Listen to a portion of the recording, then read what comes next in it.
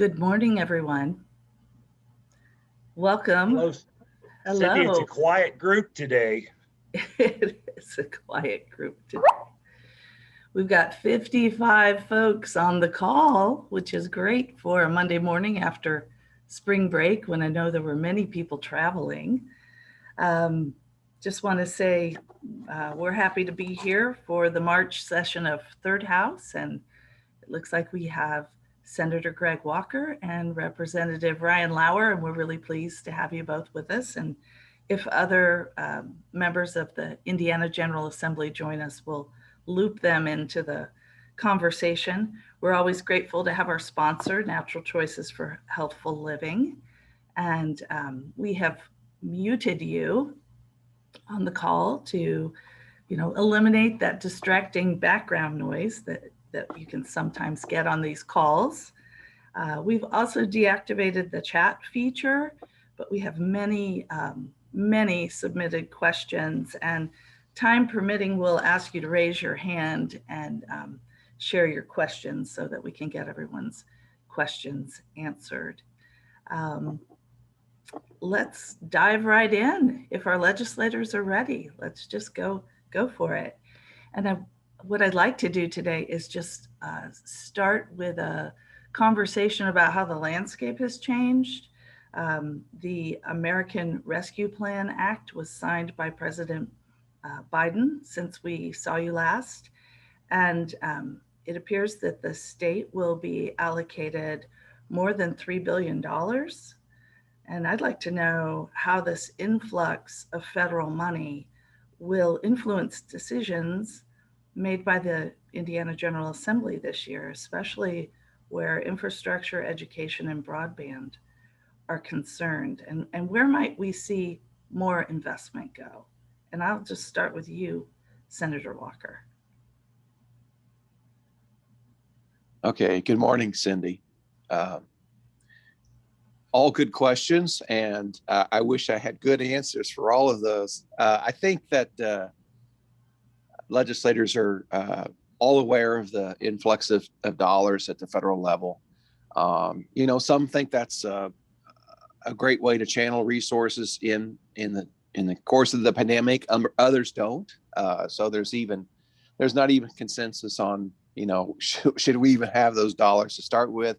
What does that mean long term? But so we'll set all of that aside to say that in a $36 billion biannual budget, $3 billion is a lot of money. Don't get me wrong, but in the grand scheme of things, we could choose to absorb all of that without really moving in a different direction than where we're currently going. So I think those dollars, as you mentioned, could be deployed for broadband. I think there could be a consideration of the already existing and has existed for decades wish list of capital projects that the state has.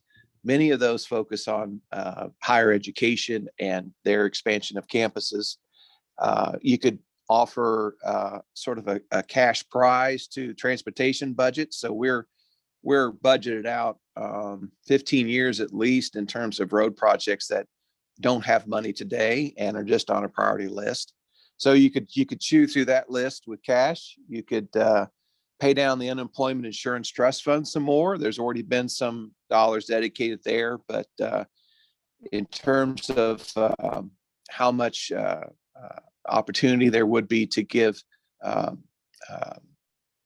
relief or avoidance of any distributions that maybe not are necessarily linked to any particular employer, that might be a means to use those dollars. I think you could also very easily look at some of our long-term deficiencies, and I think one of them has always been and still is a struggle, the Medicaid CMS reimbursement on long-term care.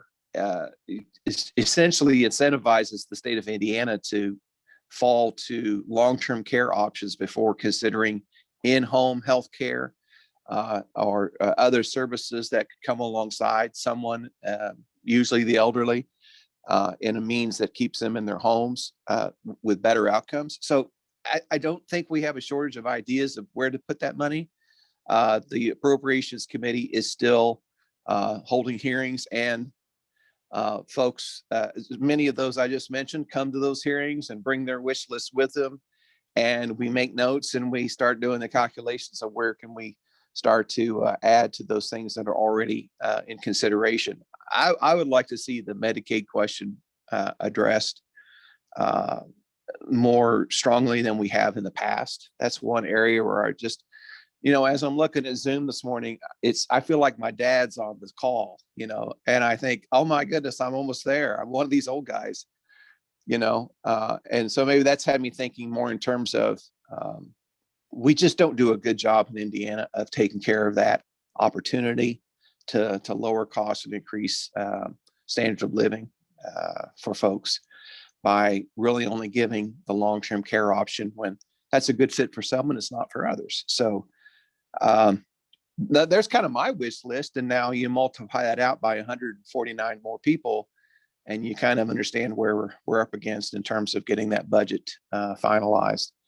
But I don't see that with all the things that we already want and say we want and have on a list of things we wanted prior to the pandemic, that we have to really reach far and wide to try to find ways to spend the money. And like to hear what Rep. Lauer says about that too. Yeah, Representative Lauer, also the reports I'm getting are that revenues are stronger than expected. Tax collections are stronger than expected. So it sounds like the state's flush with cash this year. What's your take? Well, good morning, everyone, and it's a pleasure to be here. Good morning, Senator Walker. We are in a very positive situation. It's from years of fiscal responsibility in Indiana. And I think, so if we take a step back, Indiana is doing very well on its own. And the fact that we are going to receive billions of dollars from the federal government is helpful. And where's that money going to go? Well, we have to understand it's likely a one-time infusion of cash. I think infrastructure makes a lot of sense. Our schools, I think, will be a very heavy recipient of those funds. Senator Walker mentioned Medicaid. I think there's a lot of opportunity there. And I think we'll be looking also at opportunities to pay down debt, where other states, this is for some states a bailout of their own difficult financial situation. In Indiana, what we've got is an opportunity. In our state budget, we're able to invest while others are having problems just paying their bills.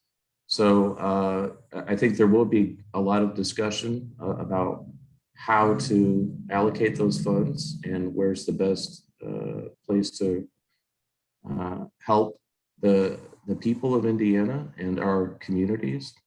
And Senator Walker mentioned infrastructure. We have a fully funded road plan, highways, bridges, infrastructure for 15 plus years.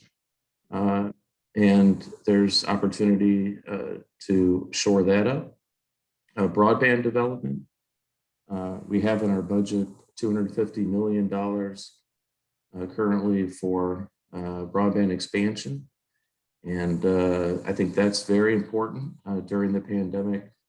That's become even more important for Hoosiers to be connected, to have options, and also to have reliable and internet speeds that give the ability for Hoosiers to work and some in school these days, to be able to have these types of meetings, and not everybody is able to do that if they're out in the rural areas specifically. So I think the there'll be a lot of discussion going on about that, and we're still trying to get resolution on where those funds can go, and what's the most appropriate way to allocate those funds. So it is going to be helpful to our path forward in Indiana, and my hope is that we use it wisely, judiciously, that we invest in our schools, our infrastructure, broadband, and pay down debt. Thank you. Thank you. I want to pick up that thread regarding broadband. The two bills, I think it's 377 in the Senate and 1449 in the House. And it sounds like there's work right now to reconcile the two different pieces of legislation and come together. So one question for Senator Walker is, I think you expressed some concerns in a previous call about not investing in infrastructure that could be obsolete. Have you sort of reconciled that? I know there's still some debate about satellite using. Yeah.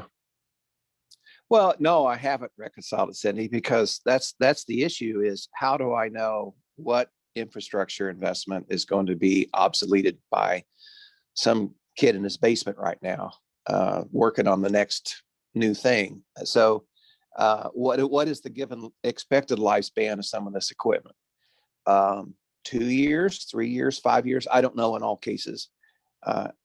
In terms of satellite connection, as I read House Bill 1449, and again, Representative Lauer may have to correct my understanding. As I read it, it does seem to focus on terrestrial equipment investment, and I hope we're not investing in extraterrestrial, but I guess it's above the Earth, so that would be, I don't know, something else.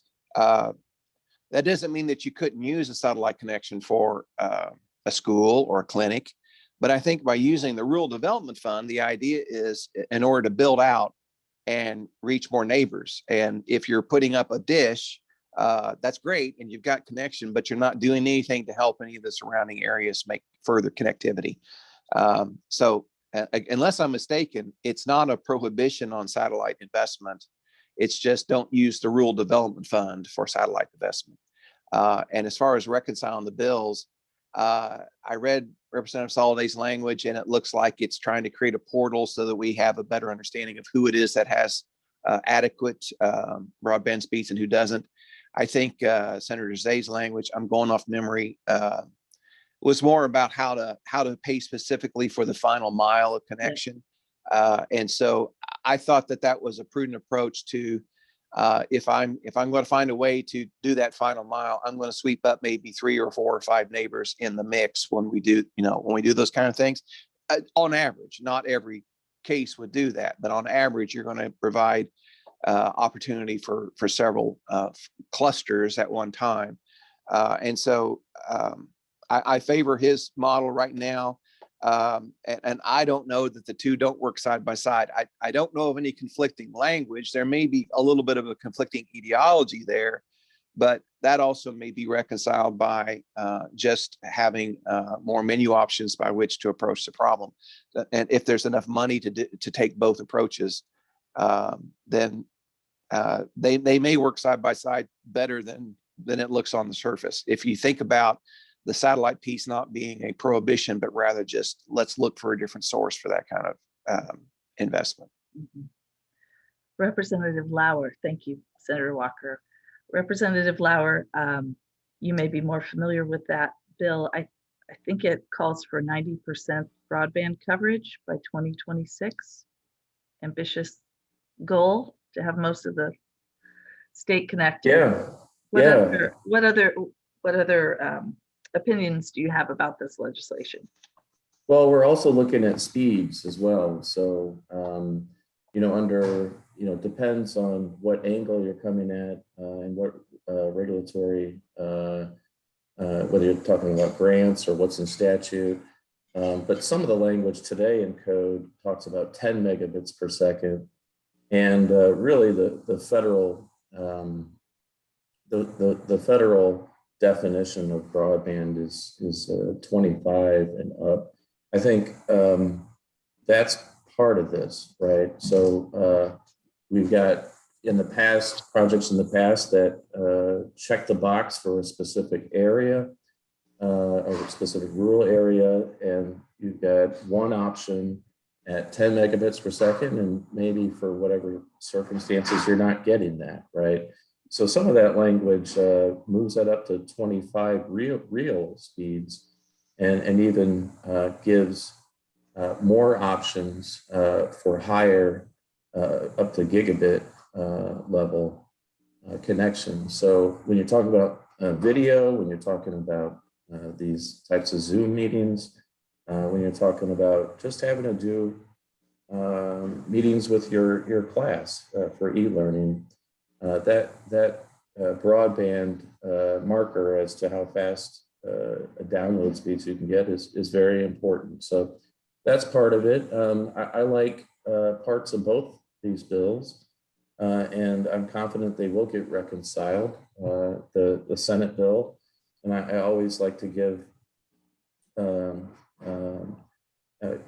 kudos to the Senate, who comes up occasionally with good ideas. I like Senator Zay's bills that does put an emphasis on, even if you have a new broadband line that goes in underground or otherwise, and then traverses, let's say, through the county and passes a bunch of houses, but really the grant or the contract only focused on the end, so those neighborhoods at the end of the run. Part of Senator Zay's bill is to recognize that with very little investment, all the houses and neighborhoods along the lines that weren't in the original contract can figure out and connect, and with a fairly low investment. However, for an individual homeowner, a fairly low investment in the broadband world is it really can hit an individual family's pocketbook.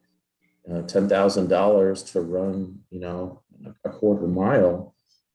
So I like the language in that bill that allows for funds to finish those connections and just really multiply the effect of people on broadband. As to the technologies, we're talking about here and now today, and I think today we do need to have a strong push to connect people who are not connected. Now, there's a lot of future technologies coming out from our cellular technologies, really taken leaps and bounds over the last few years.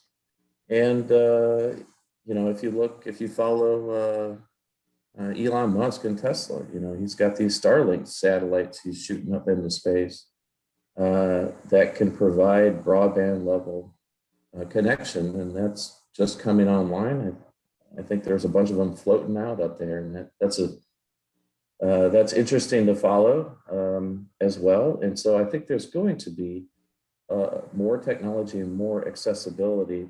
I don't think in the short term, though, that replaces the need for physical high-speed infrastructure, and that's what the state budget does. It makes a very large investment, and then you add that to the opportunities with federal money coming in.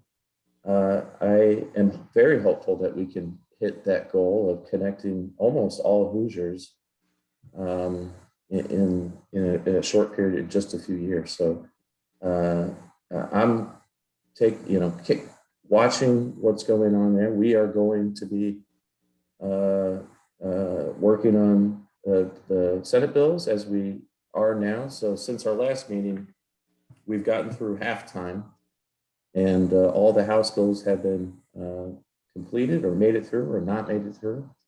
And we sent those over to the Senate. And right now, as of the past 2 weeks, we've been starting on hearing Senate bills that have passed duly through the Senate, and we've been seeing some good stuff coming through, and I appreciate that.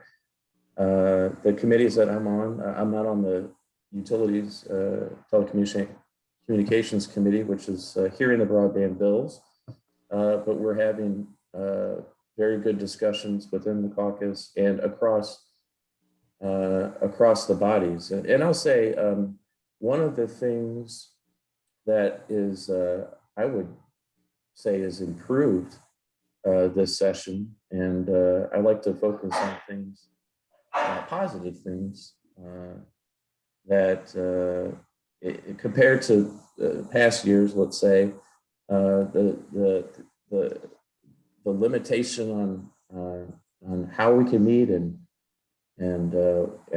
how many people can meet has really forced us to make a concerted effort to work very closely with our partners across the aisle, and also across to the other body. And what we're seeing, I think, is more interaction between the House and the Senate. And I'm very hopeful that will end up in much better agreement and good legislation in the end. So the broadband, I think there's a lot of opportunity there above from where we started in the session, and that's due to increasingly positive results from the economy, people out there working and doing a great job across our state, and that's helping, and the federal money, and also the responsibility we've had as a state to have the ability to invest in our infrastructure. So I'm looking forward to where that comes out, and being in the software and technology field, I definitely give my input, and number one is that our Hoosiers get connected and have options. So right now, pretty much anyone can get a satellite, but does that count? Well, ask people who have that as their only option. And I think there's more to do, and there's a lot farther to go. Thank you. Thank you.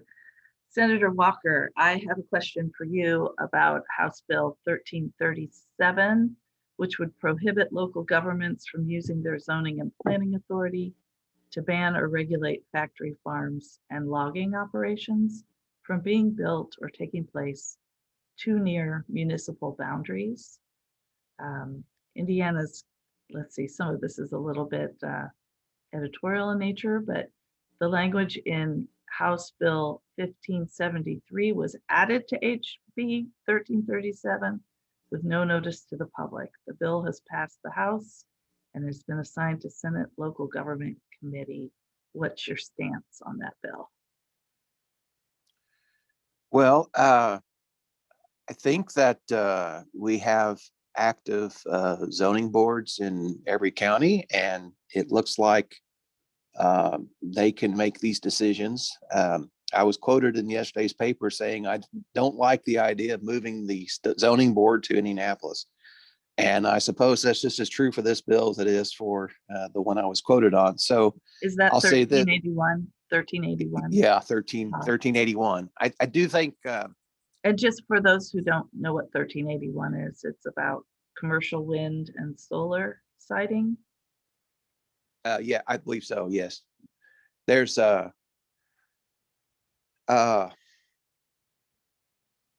principle right there that has me curious as to whether the Senate will even take up the bill. It's been assigned to local government.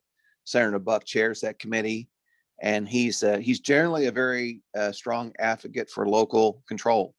That phraseology gets thrown around so loosely sometimes. I know it's frustrating when I hear it. I know it's frustrating when you hear it. But there are adherents to that concept.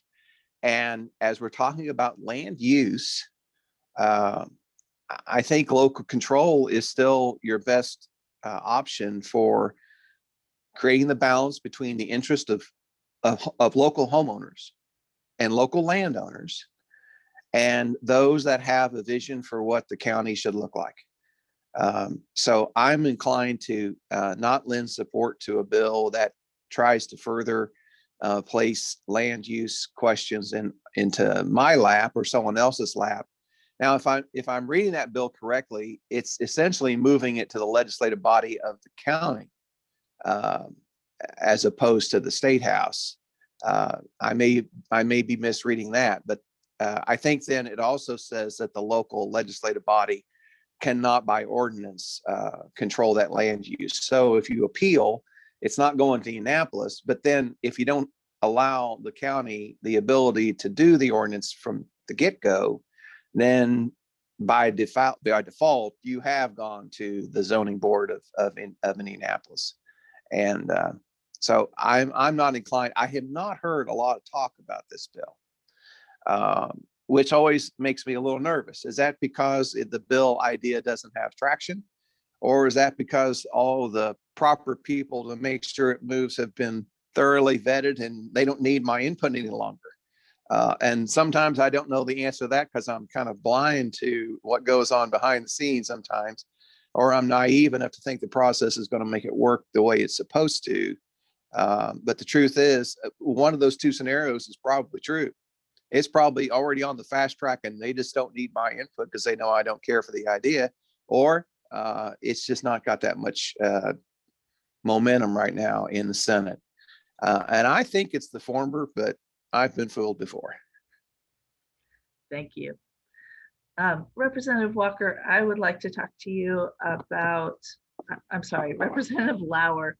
You're a co-author of House Bill 1123, the bill to curtail the governor's emergency powers and to allow the General Assembly to convene special sessions during times of emergency. And it sounds like that the legislative and the executive branch may not be on the same page here.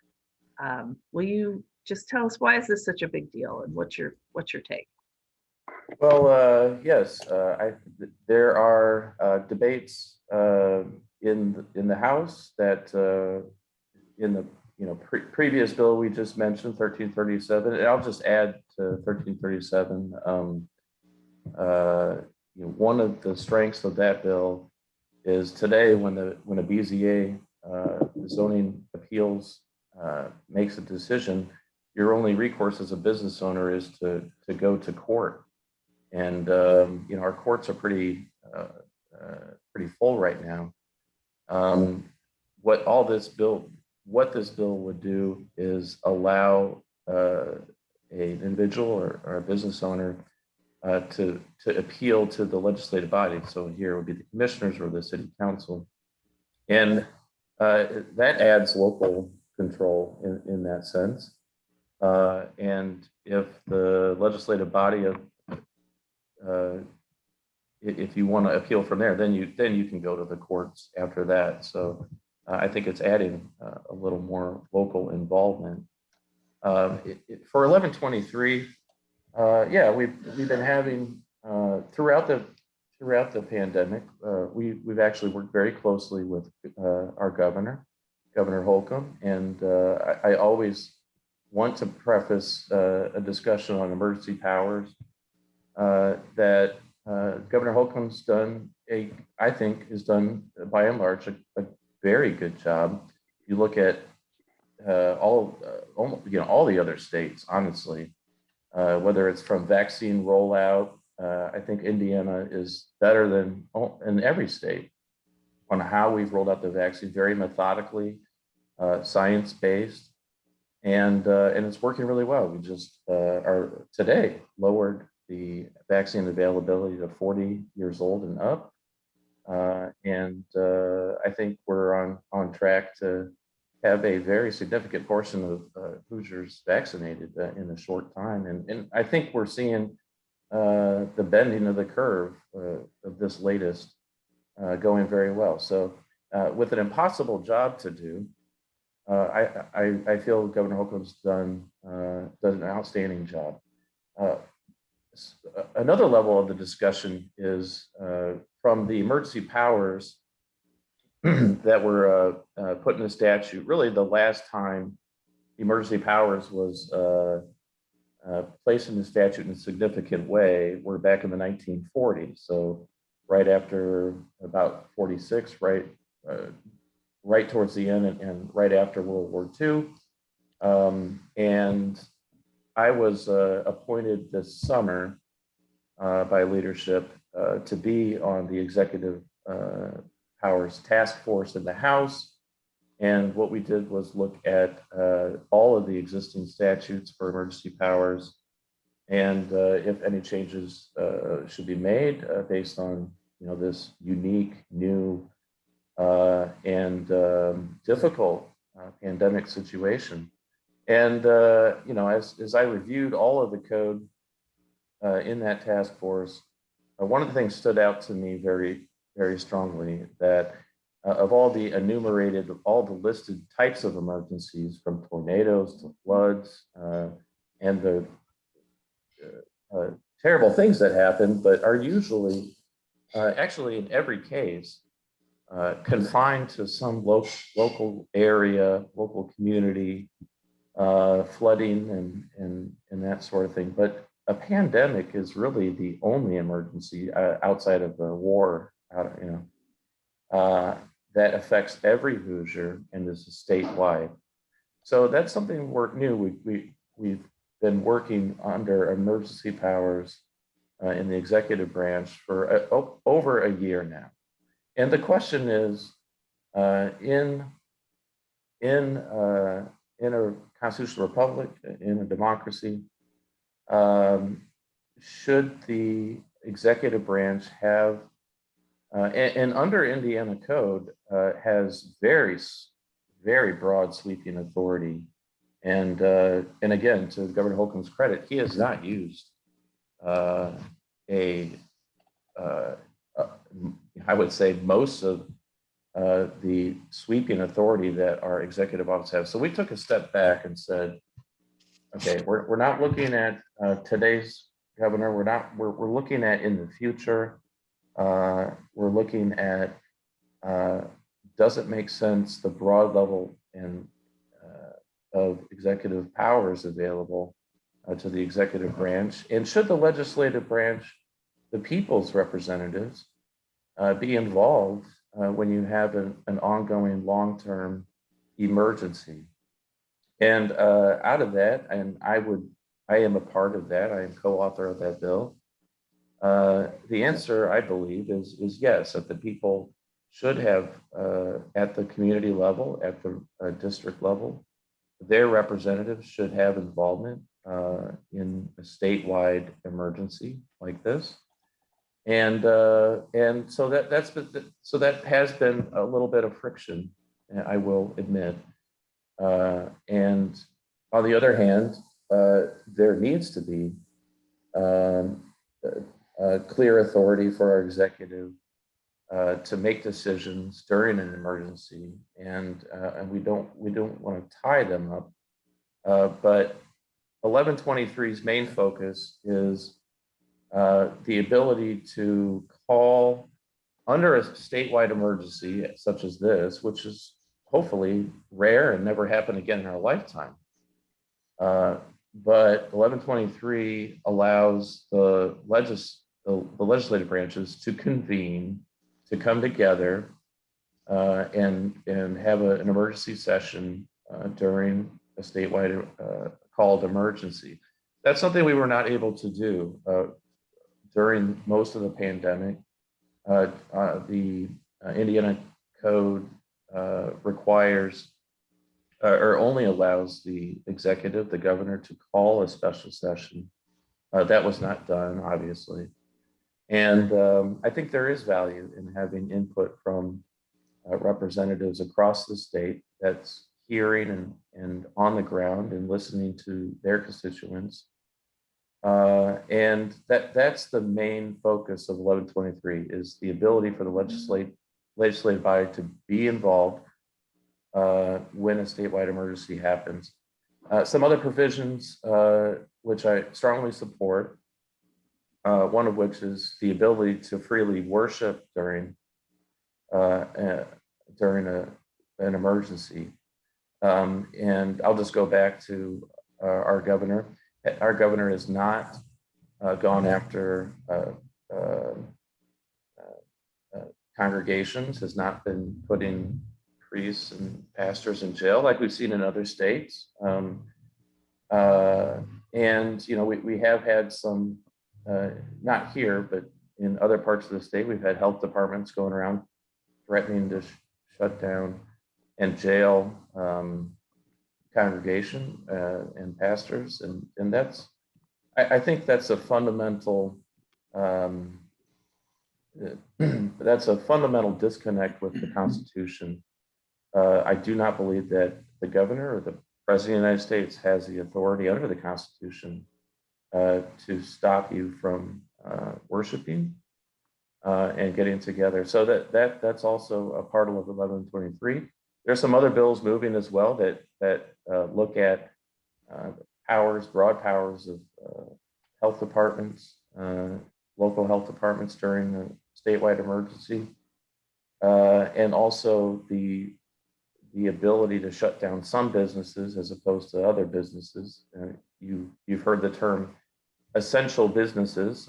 Some of us believe that all businesses are essential, and so that's there is friction on some of those points with our governor. And when it comes to 1123, I understand that there's a difference of opinion there. We are in a real sense, statutorily taken away a little bit of power from the executive branch and vesting it in the people through the representatives and the ability to have a voice during a statewide emergency. And I think it's very important it's been important to have those discussions. I'd like to give Senator Walker a chance Yes, to yes, touch on absolutely. this as well, if you don't mind. Senator Walker, Ryan outlined the legislation pretty clearly, and then it went to the Senate Rules Committee, where it had a 4-hour hearing that included some testimony from legal scholars about the constitutionality of the bill. Mhm. Will you give us your take? Yeah, there are some differences between 1123 and Senate Bill 407. And I prefer the approach in Senate Bill 407, partly because myself and Senator Perfect helped write some of this language. So I have a little ownership there, but the issue being constitutionality. 2 points there. The emergency powers that are in the governor's hand are to circumscribe existing law. He has the ability to offset what is in code today with an emergency declaration and then by executive order, which follows the emergency declaration. And those powers are in Title 10. So that is by statute. That is power that the legislative branch has ceded to the governor, because we as legislators cannot react in a timely manner to say, look, we need doctors today. We need nurses today. So those in retirement can come out and come back to practice even though their licenses have lapsed. All right, that's one of the many executive powers that the governor exercised that legislators cannot do. But that is by Title 10 that we said he's got the authority to do that. And so within Title 10, the question is, well, is it constitutional for us to tell the governor what to do? We told the governor essentially, yes, you can set aside current law when it's appropriate in an emergency. So if we have the power to give him legislative powers and change the laws on the books, so to speak, I think we also have the same legislative power to curtail or limit the extent to which we give him those powers to set aside current law. And so the legal opinions that I heard I don't think take into consideration the scope of the argument as it pertains to those powers. The powers of an executive lie in the executive branch, and there shall be no crossover between the three branches of government. But it is the legislators which said, we're going to give you a pass, and you can ignore law and you can apply that across the state. The other piece is just a reminder, and we probably don't want to all hear this, but the General Assembly is in session. So why haven't we written a resolution, which again is by statute? Why haven't we written a resolution and just ended the emergency declaration as of today or as of a month ago? And we've got constituents asking us, well, you said all summer and fall you're not in session. Well, we are now, and we still haven't done it. So when we talk about there's friction between ourselves and the governor's office, there's also friction among legislators. Believe me, plenty of friction among legislators as to what happens if we just pull the rug out from under the executive order and therefore nullify all of the executive, pull a rug on the declaration of emergency, and that would negate all the executive powers. Do we have some way to coast this 747 back down to the ground, or we just crash the plane? What are we going to do? The other piece of that is there's been a lot of research on do any of the federal relief dollars rely upon us having a state of emergency in order to deploy and use those funds? And what control of that money do we lose, or what control of that money do we it just dissipates? We don't have that control. We don't have those funds if we don't have that state of emergency declaration. So the difference between the two bills right now is not a matter of semantics, but it's factual that the Senate version never says the governor has to call a special session. And we don't call ourselves into session as the General Assembly. And I think the House version has the ability to call itself into order. The Senate version does not. But what the Senate version does say is that if the governor wants an extension beyond the emergency powers he has by statute, and if he's not ready to extend the emergency declaration, then he lets that end, and he's got a flight path to do that. That gives him so many days to bring things to closure. But if he needs an extension as he sees it, because of where we are as a state, he is not forced to call a General Assembly into order. He is forced to call us if he wants that extension. So it's still his choice to make. And I think that's key to the constitutionality. The executive branch has to be the executive branch. It's the executive branch's choice whether to call us or not. But he doesn't get more than 30 days plus a 15-day extension if he chooses not to call us. And so in my book, that's constitutional, and we may find this in the court someday, or we may talk it through and decide it's not worth challenging. And I think I want to agree with Representative Lauer on one point specifically is I think the governor's done an outstanding job. He was flying blind for a good bit of the emergency. Well, we have more eyes on the ground now to see what's going on, and he has listened. I know he has responded to input from legislators, but the Senate version, at least, I know creates an advisory council on day one of the emergency. So there's 30 days to talk about it. And Governor, if it looks like you're going to want an extension, hey, keep us in the loop, keep us informed, and keep us happy in that there's dialogue, right? Because quite honestly, part of this is the way it looks from the viewpoint of our constituents. They don't have in their cell phones the contact information for the governor's personal cell phone. And they can't pick up the phone, and they can't say, hey, Mr. Governor, Mrs. Governor, I don't like what you're doing, or you ought to try it this way. And so what do? They call Ryan, they call me, and they say the same thing. We say, okay, well, we'll try to get that into you. And then, so it is not as though there have been no conversations with legislators, but we've not had all 150 in a room at one time. That would be chaos, as it usually is. So legislators do things their way, our way, and it's messy, and it's contrived and it's slow. We've been working for 7 years trying to get people from running over children near school buses. So children are dying in the streets of Indiana because people disobey the law and they pass a stop arm. We've been talking about that for 7 years. If children dying in our streets is not an emergency, I don't know what is. And we still haven't resolved a way to further strengthen and prevent that from happening. We do not respond to emergencies well as legislators. So I think we have created a product that meets constitutional muster, but also says the executive has to be the executive, and we keep the three branches separate. Thank you. I've got 3 more questions I'd really like to get through, so let's pop through them pretty fast. Okay.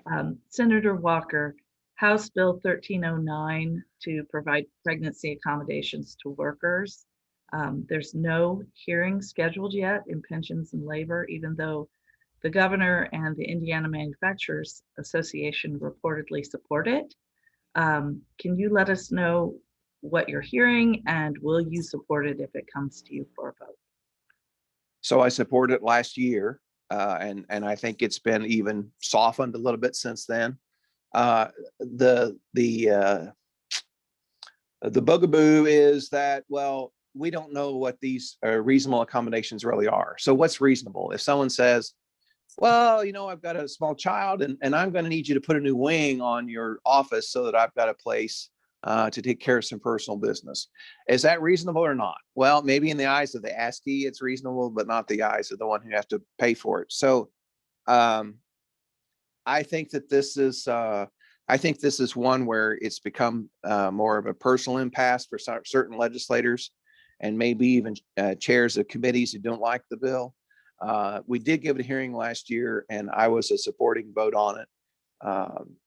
I don't know that anything has moved this year compared to where I think those legislators are. So I think we're stuck on that right now. That's my opinion. My chair hasn't indicated otherwise. Thank you.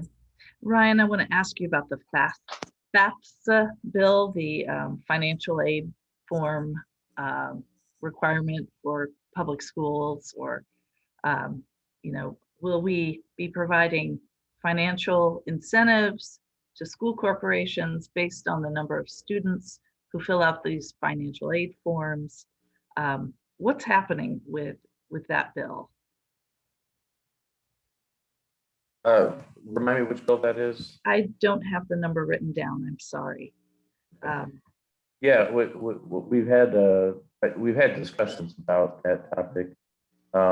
There's ideas out there as to tying, putting some strings on basically we want, or in those ideas is to make sure that every kid, every parent fills out their FAFSA form, and that would result theoretically in more government, more federal assistance, I should say, for kids on the track to college. So I'm not aware that there's any bills out, or any language, I should say, out there that would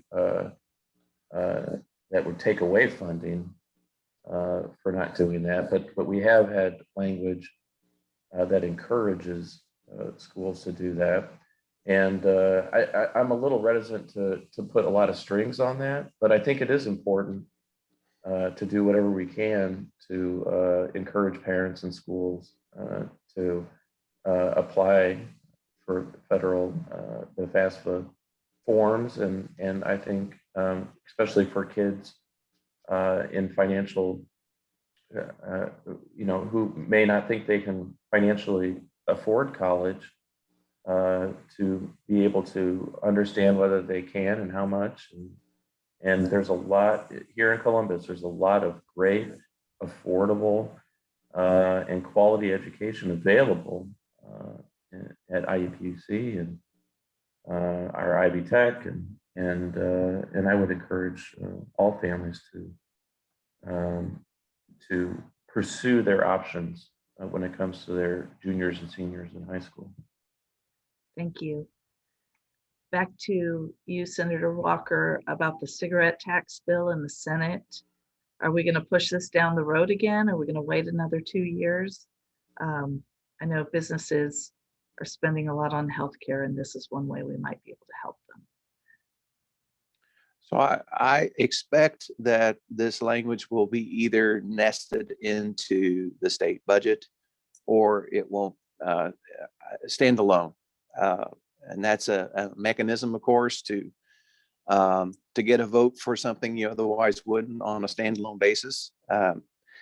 I don't know where everyone stands on that in the Senate. Historically speaking, I think it's been a tougher ask in the Senate than it has in the House, and I don't really have a good explanation for that. We do have a couple really strong voices that say, not over my dead body are we going to do this, but we don't. I don't think we've ever had any kind of caucus bind or say this is a party decision.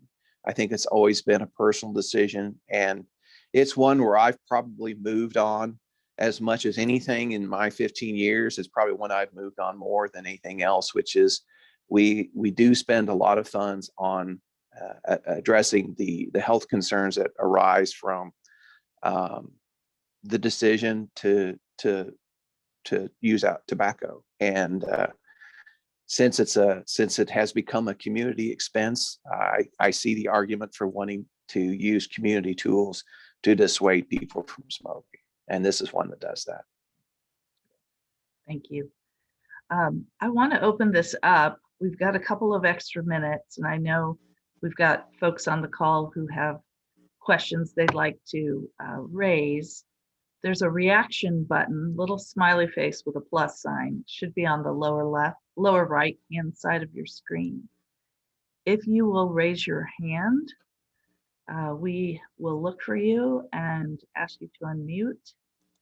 Any questions from the floor today? I'm going to ask the chamber team to help me scan, see if we have any hands raised.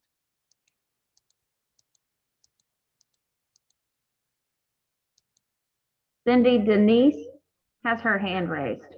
Denise, would you unmute and ask your question, please? Sure. Tell us your last name and where you live. Denise Spear, and I live in Johnson County. Actually, I'm just calling in for a friend. I'm asking about the emergency powers that have been going on for 13 months. My understanding is that Curtin Isley and John Jacob both put legislation forward to end those. And my understanding is those never got pushed forward. So I guess I just want some feedback. Well, I did mention that there's a lot of dissension among legislators as to if you've got this plane in the air and you just do a resolution to end the emergency declaration, do we just crash the plane or do we have a way to bring it back down to earth? There's people deployed, there's things happening that probably you and I all want to continue to see happening. And there may be executive orders that we'd like to see stop. I think, and we've had these discussions, I said, I think what the legislators want is a line item veto on the emergency or executive powers. Now, in Indiana, we do not give the governor a line item veto on legislation. He or she has to take the whole piece of legislation or dissent. There's no line item veto as there's the federal level. And so I think if we're looking at this in the whole, much of what has been declared under the emergency and much of the powers in the emergency have 100% support. There are elements that do not. And so it's a trade-off. If we have the ability, which we do today, and we don't have consensus, that's why those bills haven't moved. If we had consensus support, and I'm not going to tell you how many would sign it today in my caucus or in my chamber, I've got a pretty good idea of how many would sign that today, and it's not enough to pass it. So I think that's why there's been no movement on the resolutions. That's my opinion. That's a House resolution, but in the Senate, we've had those who have said, I'll author it, I'll sign it, I'll do that today. And we haven't got to 26 votes. Representative Lauer. Yes, Denise, thank you for your question. The resolution you mentioned did not have any support. However, there is House Resolution 18, which already has, I think, over 27 House members signed on. I've signed on to it. And it part of that, honestly, is part of the discussion we're having with the governor. And to Senator Walker's point, if you look at the enumerated emergency orders, there's a lot in there that you may not realize. Things like curbside, things like Senator Walker mentioned, deputizing healthcare workers. Even we had final year pharmacy students get their ability to help out during the pandemic or give vaccine shots, for instance. So there are a lot of things in the governor's emergency orders that we are codifying, actually, and the legislative process is slower. But House Resolution 18, I believe, take a look at that. And if I had to make a prediction, I think April 1st is going to be coming up very shortly. I think we're going to see some relaxation of what I hear from constituents. And let me be fair, there's people on both sides. There's people that want to see more mandates, but there's plenty of my constituents also that would like to see no mandates. And some of the main, I think, most contentious points, it's not on the pharmacists, it's not on the curbside issues. I think it's focused on the mask mandate and the ability to limit business. So the capacity, restaurants and the number of people that can be in a business. My opinion is that we're at a point that Hoosiers know what to do, and our businesses, our business owners, I think we understand it's important for the state to give us good information and give us great guidance, and they've been doing that. But in my opinion, it's time to end the most contentious of the mandates. And we're in very regular, everyday discussions with the governor, and I think we're going to work together to get there. And I'm hopeful that April 1st will be one of those days. So we could see a situation where some of the most contentious mandates get lifted.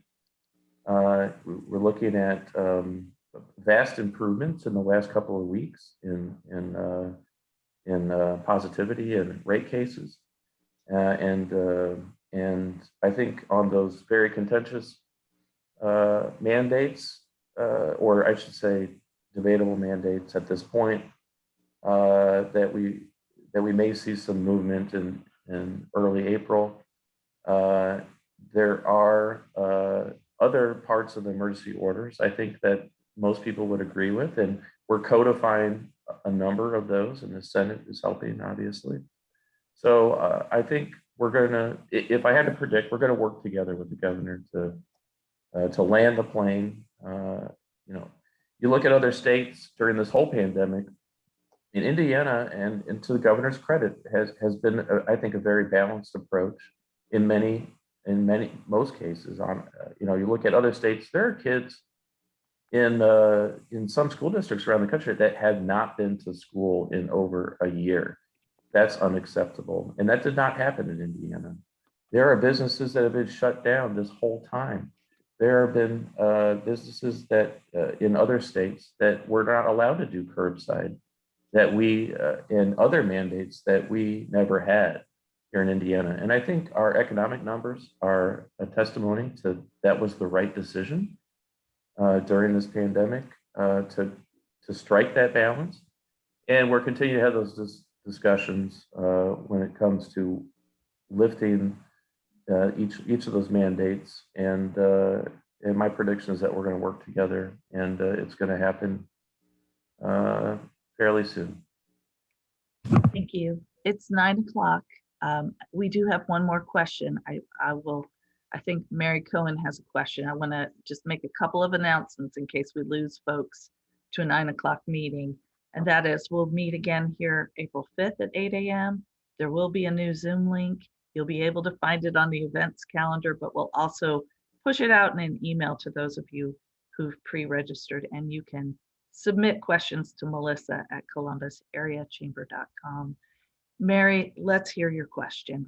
And real quick, we'll try to get you in. All right, and I'll ask it really quickly. My question is, I have heard that you guys are anticipating you're going to end the session like a week earlier, perhaps. This being a budget year and there's so much going on, do you really, and we lost a week because of COVID, do you think this is a great idea? And I'd kind of be interested in wanting to know why they've kind of put this out there. So, and thank you. Thanks, Mary. Thanks, Mary. Go ahead, Ryan. Oh, thanks, Senator. Yeah, just very briefly, and I'll let Senator Walker follow up. The goal of the leadership stated goal is to get to convene around the 22nd of April. That would be a week early due to statute. The Constitution says on the 29th, it's over. On the midnight, no matter what we do, it convenes. The question is, are we going to be able to work with the Senate to get things in the language and the important legislation for Hoosiers in the right place, working with the governor and getting there and converging a week early. It's not set in stone, and if we don't have the people's business done by then, it will not. We will go that extra week.